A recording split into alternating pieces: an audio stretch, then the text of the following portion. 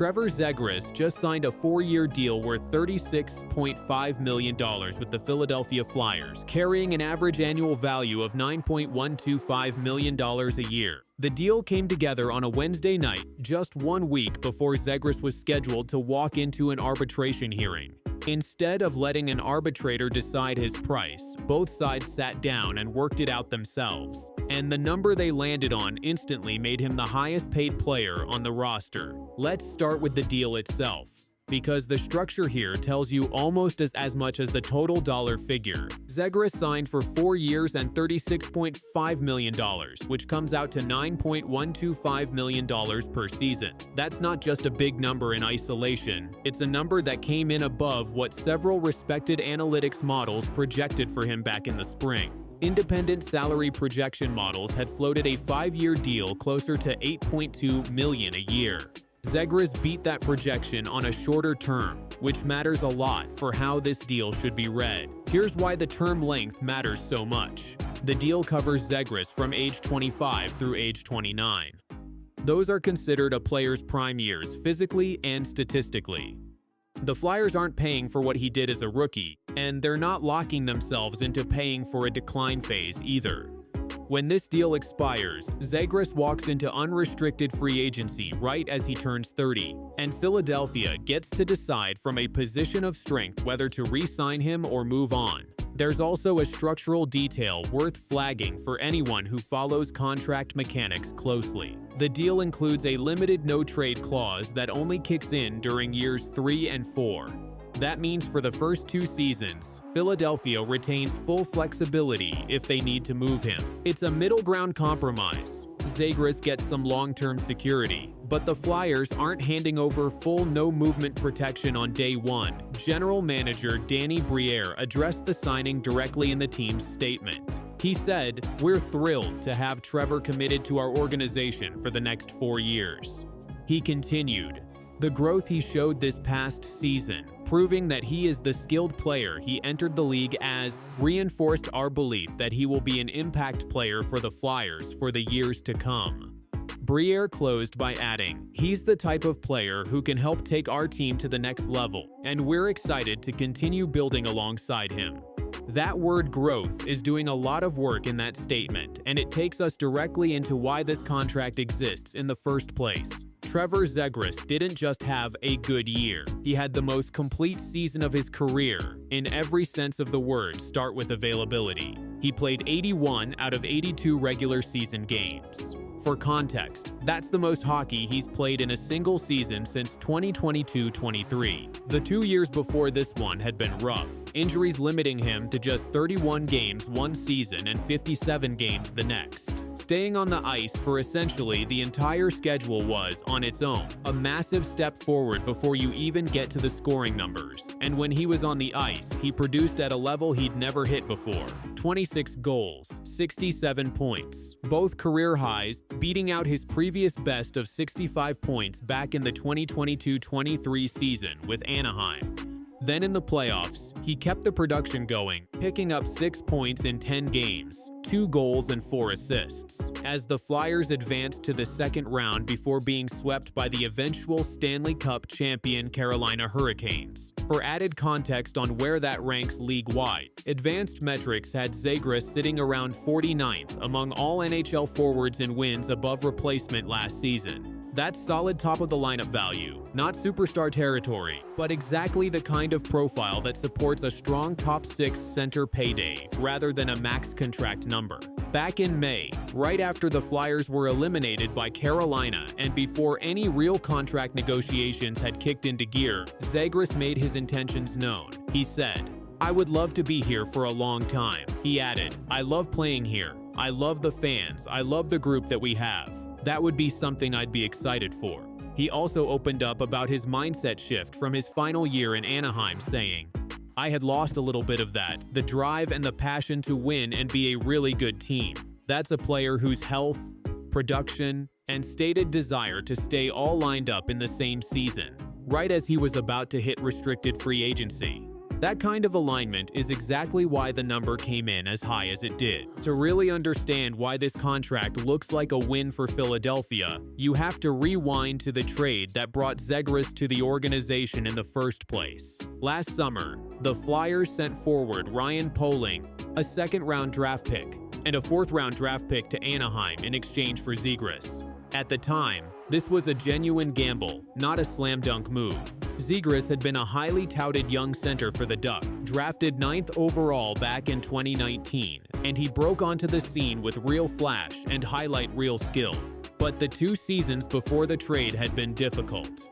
Nagging injuries repeatedly knocked him off the ice, and his production dipped noticeably alongside his games played. Philadelphia essentially bet that a change of scenery, a new coaching staff, and a clean slate could bring the old version of Zegras back. One full, healthy season later, that bet paid off in a significant way. He delivered career-best numbers across the board and became a genuine top-6 contributor during a real playoff push, not just a name-generating buzz on social media. This is exactly the arc Briere referenced when he talked about Zegras, proving that he is the skilled player he entered the league as. The trade carried risk. This extension is the direct reward for that risk actually paying off, and it validates the front office's read on the player when plenty of onlookers were skeptical a year ago.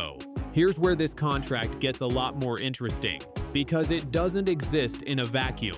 Just days before signing Zegras, the Flyers made a much bigger, much bolder move that ultimately fell apart. Philadelphia had put forward a 5-year, $90 million offer sheet for Anaheim center Leo Carlsson, an $18 million average annual value. Anaheim ended up matching that offer sheet, keeping Carlsson for themselves and sending Philadelphia home empty-handed on that front.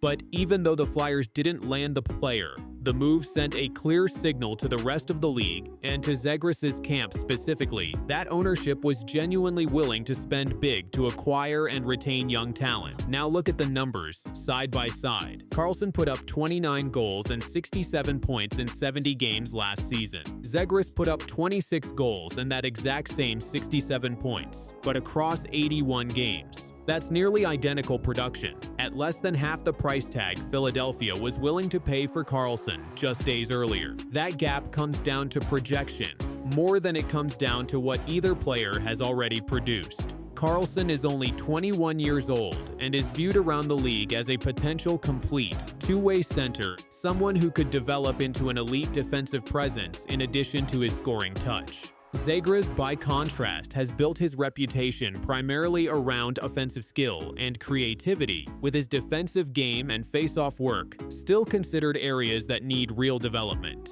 In effect, the Flyers are paying for what each player projects to become over the life of the deal just as much as what they've already shown on the ice.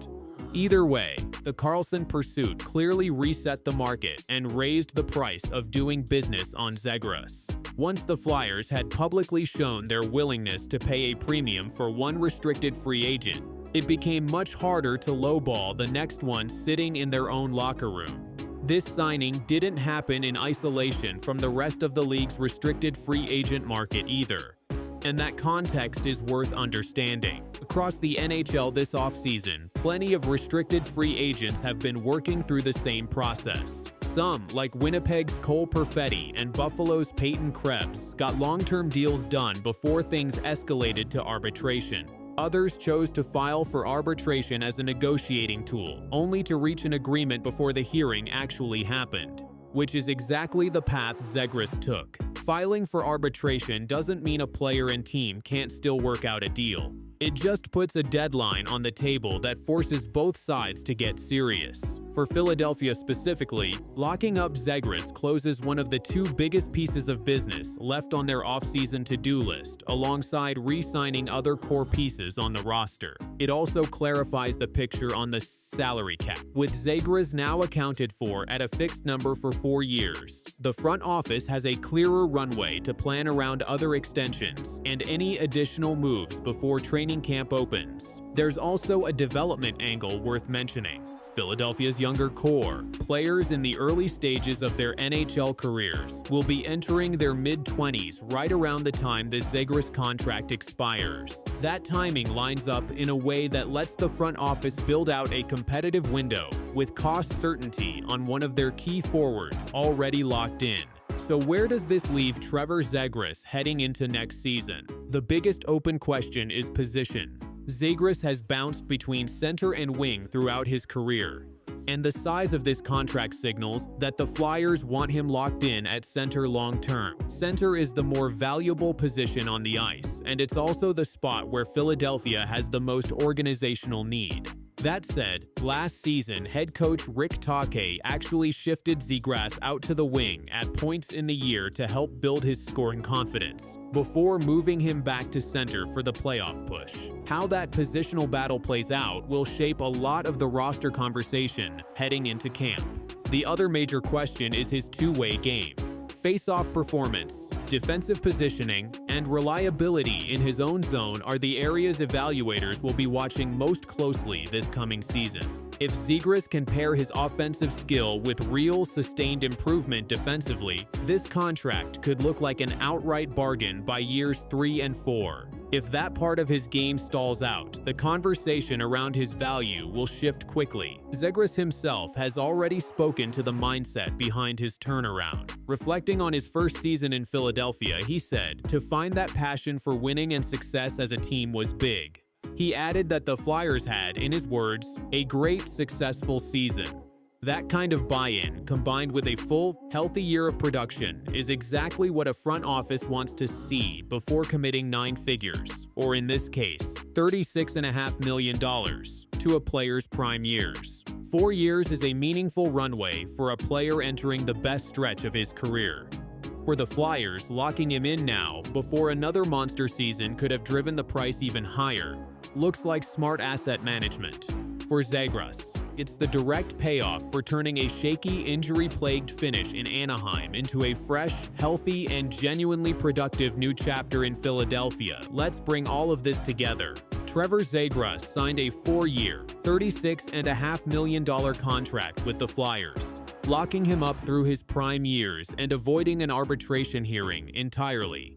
It's a direct reward for a career-best, fully healthy season, and it lands just days after Philadelphia's aggressive pursuit of Leo Carlsson reshaped the market for young restricted free agents around the league. Now it's on Zegras to settle in at center, round out his all-around game, and prove this deal was a bargain rather than an overpay, while the Flyers continue building their next contending core around him.